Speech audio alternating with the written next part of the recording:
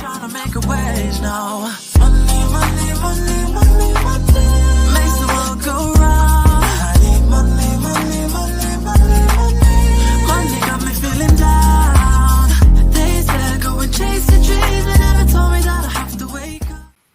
Hey, how are you doing? Welcome to another Money Conversations with Mars.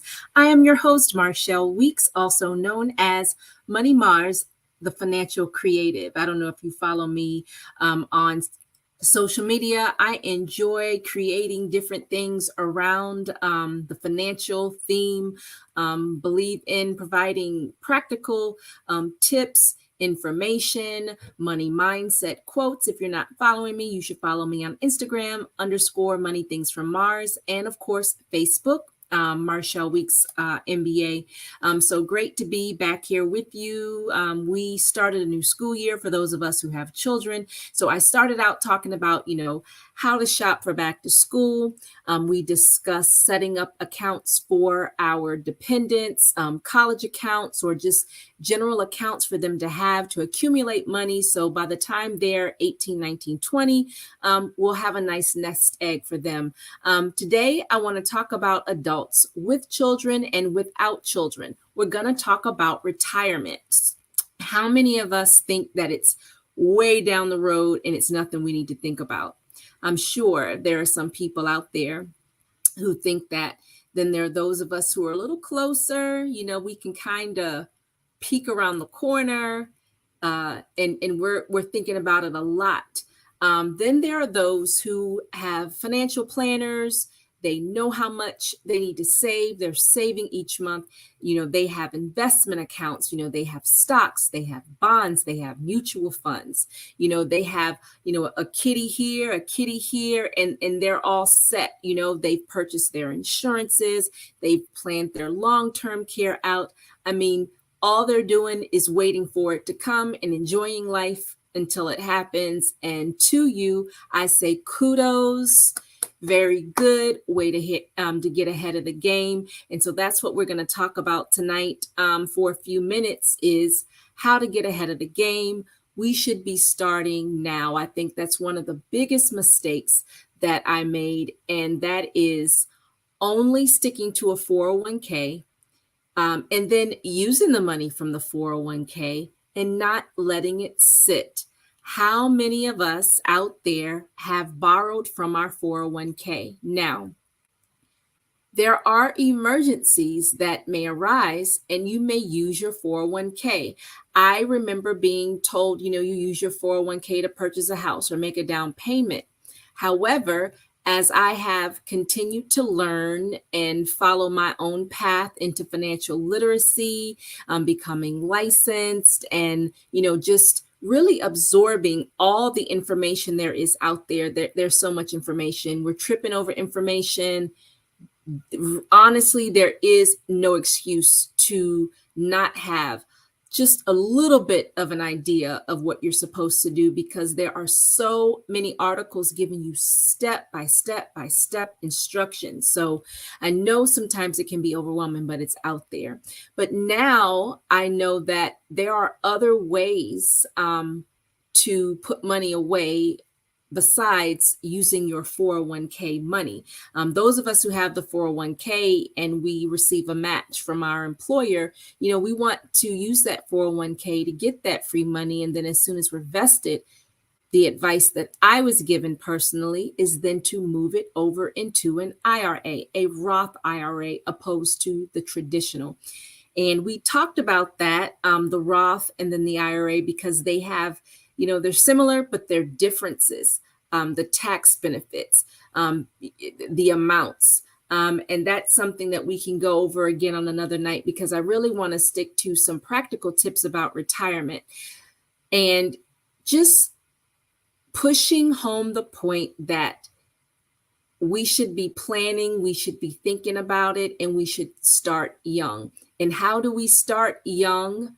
Especially if we are my age, in the 40s, we're teaching our kids and we're going to start it for them, right? That's why we talked about those different accounts a couple of weeks ago. So we have knowledge of that, so we can give them the head start that some of us did not receive. I went to school with kids whose grandparents had set accounts up for them. So when it was time for graduation, their money was in place. Some of them did not have to get loans. Some of them had to finish high school or finish college, my apologies, in order to have access to that money, or be at a certain age to get the money. So this is not something that happens in a faraway land. This is something that's happening now, today. It's been happening. I am here to bridge the gap with the information so we can do the same, because money knows no color. Money knows no color. When you have it, you can get in the game. And if you want more of it, there is plenty of opportunity to do so, folks. We are living in a time that I did not have Uber and the DoorDash and the Instacart and all those things. Shoot, we didn't even have a cell phone.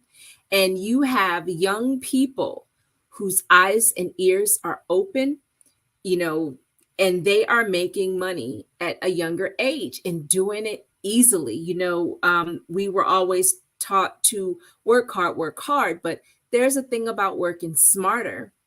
And there's also a thing about educating ourselves so that we can make certain decisions to set ourselves up to bring in the income that we need, even doing things on the side. It doesn't mean that you necessarily have to quit your job, even though that is something that you may hear plenty of. Quit your job, don't build someone else's dream. But let me tell you, every business owner who hires employees, they are hiring people to help them build their dreams. So we may not build this person's dreams. We are going to hire people to help us build ours. So we are all helping each other get through life.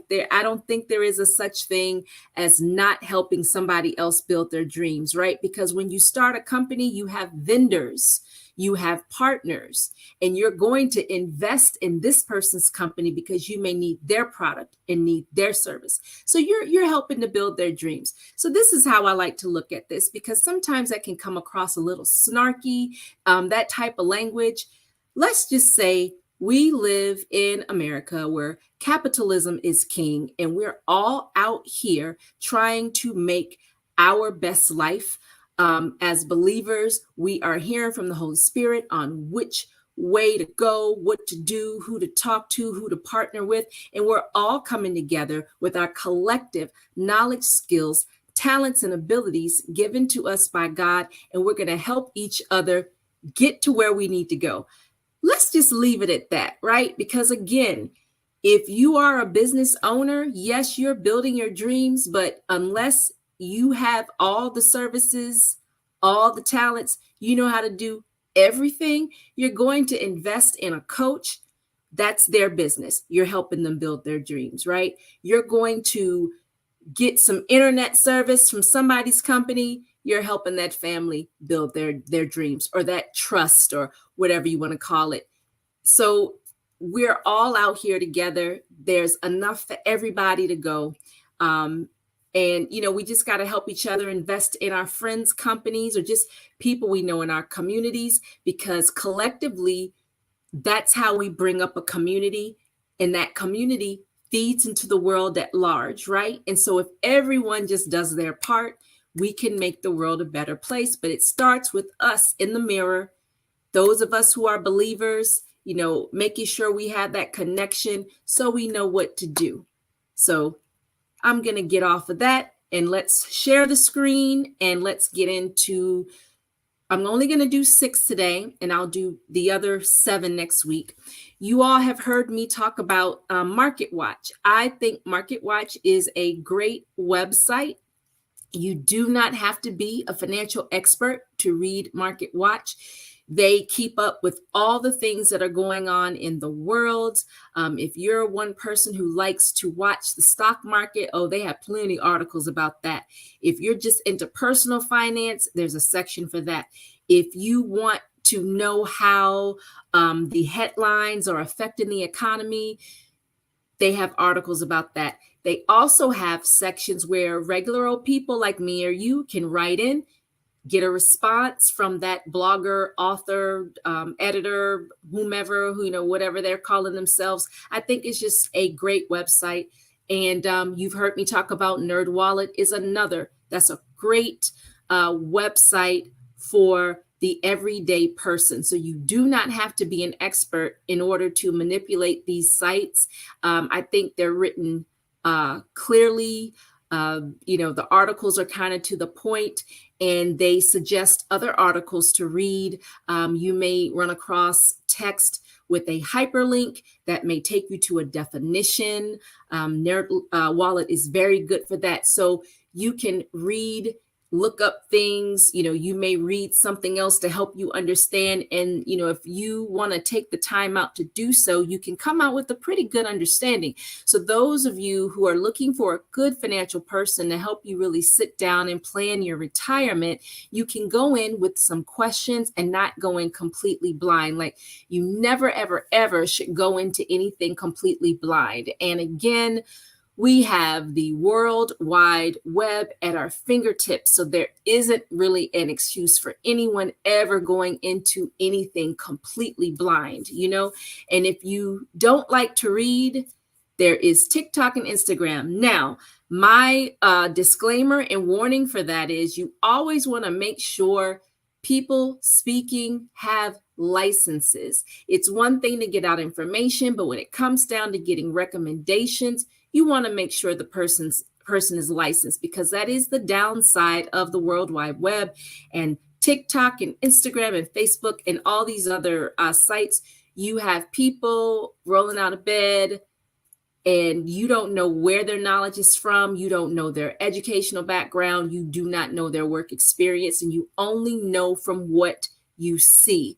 Do a little digging, ask around, get some references. And, don't go in anywhere blind, but don't just take somebody's word for it. Even myself, I read up on things, and I fact check people. I do. I'm not too big of a fan of TikTok. Nothing wrong with it. I just prefer Instagram, but I'm more of a reader and I'm looking for a certain point of view. So I'm really not looking to be necessarily entertained. I want to read something and I want to hear from someone who really has that expertise. So if I have a question, they can really help me. And we all know people like, I have people who call me up. They know that I know my insurance. They know that I can create a budget. They know that I can do the financial analysis. I can tell them, okay, this is what we need to do to save money each month for retirement. But am I the person to come where you say, hey, should I invest in this or that? That's not me. I can put you in touch. I have partners who that's what they do. But it is important for you, especially as we go into talking about retirement, is to get someone who can tell you when to move your money, what you should be looking at, how much you should put here, how much, your caps, what your limits are, invest in a Roth or invest in a traditional IRA, because it's different for everybody. So that is the other thing about taking advice, from these 30-second clips and 1-minute clips from TikTok, Instagram, or Twitter, or, I don't even know what the limit on the videos really are, but you have to be careful because what they're saying, it may sound good and it could be really good advice, but you want to go and you want to read about it and make sure that applies to you and your situation, right? Money is life, life is money. You may be a family of 6, or you may be a person with no dependents. So the advice that one would give the family of 6 is going to be different from what they give to a single person. Does that make sense? So let's just rule of thumb, do your research. And just like in the Bible, we need some witnesses, right? So if you read John such and such, so-and-so, you need to find 2 or 3 other scriptures so you can get the correct understanding. And then you may want to pull out a couple other reference books to make sure you understand the text, above, below, you know what I mean? Not just like plucking out one verse and now I got a conviction. No, what does this mean? What is the context? Who wrote this? What was going on? That is important. So, if you dig out a financial book that was written 25 years ago, you do know that it's going to be different now. And these are the things that I had to learn in my journey, in order for me to be good at what I do. All right. So I've talked enough about that, but it's just important. It's just important. I'm going to share my screen and let's get into some retirement talk. So you already heard me say, folks, that start early. You want to start early. So we don't want to wait until you're 10 years away, because what if you haven't been saving any money, right? We want to tell our young people, if we have young people in our lives, we may mentor them at church. You may lead a youth Bible study. You may have nieces or nephews. Tell them, hey, start putting some money aside. Right now you don't have a lot of bills coming in. So you can put aside. You may be living with parents, living in a dorm, and you may have a part-time job. Put $100 away a month. Just simple things like that that can help. So if you want to go ahead and read all 13 must-dos for your pre-retirement checklist, go to MarketWatch. Look up Robert Powell's retirement portfolio. It was published April 20th of this year, and it was updated like a couple of days afterwards. And I do appreciate how even on NerdWallet and MarketWatch, how they always go up and update it with information, because things change. The author may have left out something, or he may have learned something, right? People to me who give the best advice, financial advice, or any type of advice, to me, are lifelong learners. They are aware of updates and things of that nature. Same as, if you have a tax person, we have a tax accountant. He reads the updates. You don't want a tax person who does not know what's going on. If laws have been written, updated, and you don't have time to keep up with it, I don't have time to keep up with it, but you want to hire someone that does. Okay. So updates, very, very important.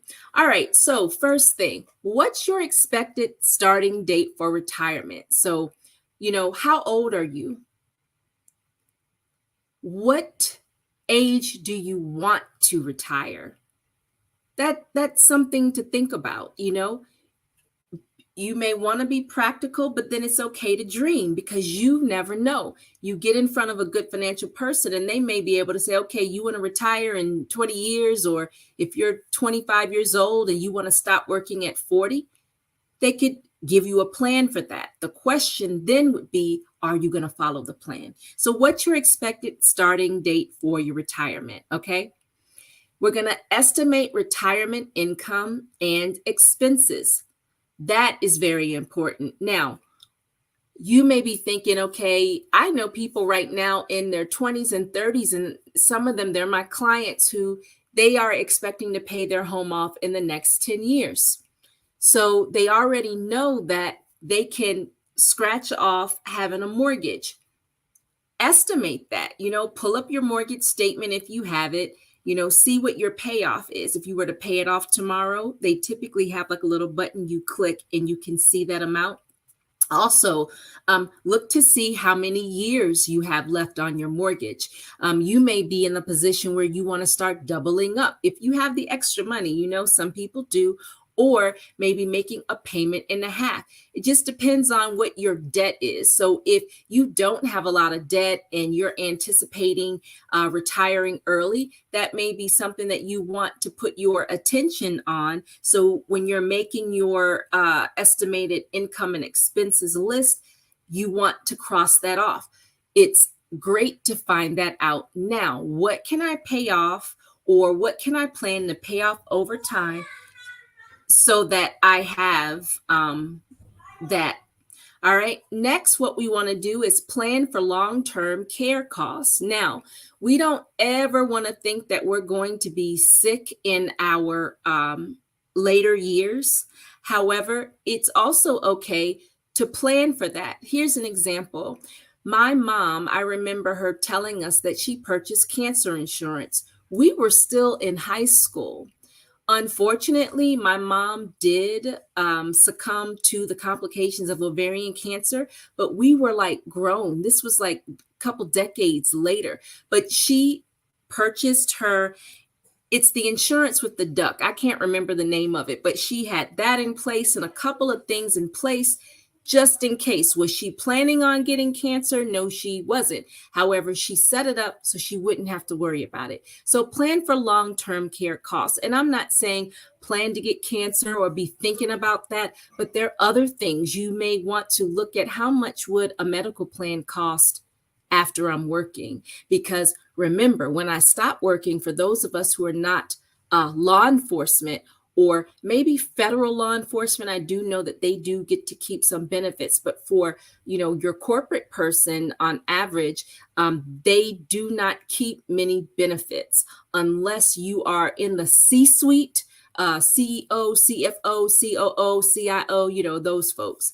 They may have a little more benefits than your regular supervisor, manager, subordinate, or what have you. So plan ahead for your medical.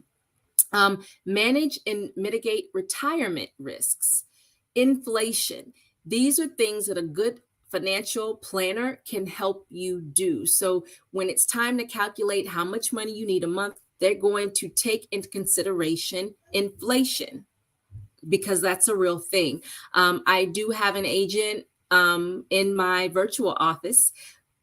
Virtual offices are so much better, right? So in my virtual office, and she became licensed to offset the inflation because she's awesome, by the way.